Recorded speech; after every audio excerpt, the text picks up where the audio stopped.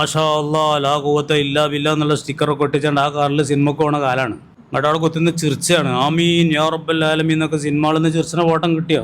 പോയമ്മ കിട്ടിയോ? എന്താണ് സിനിമൻ്റെ പേര്? വാഴ. അതിന് ചോദിക്കാം, അതൊന്നും പറഞ്ഞാൽ എനിക്ക് ആവശ്യമുണ്ട്.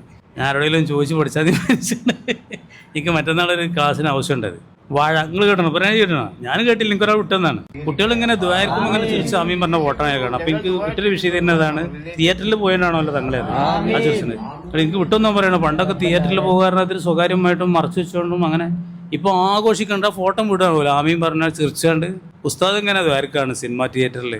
അതൊക്കെ എന്ന് പറഞ്ഞാൽ ഭയങ്കരം അല്ലേ, കുറച്ച് ഭയങ്കര ഞെട്ടിക്കണ സംഭവമായിട്ട് എനിക്കൊരു നാടൻ വിട്ടെന്നാണ് ആ പോസ്റ്റ്.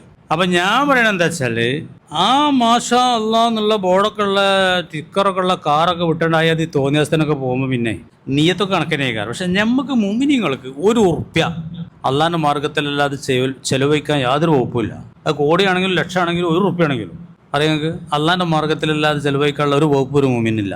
കൂലി കിട്ടാതെ കൂല നീയത്ത് വെച്ചാൽ അങ്ങനത്തെ മൂമിന് എന്താൻ പറ്റുള്ളൂ, ചെലവഴിക്കാൻ പറ്റും.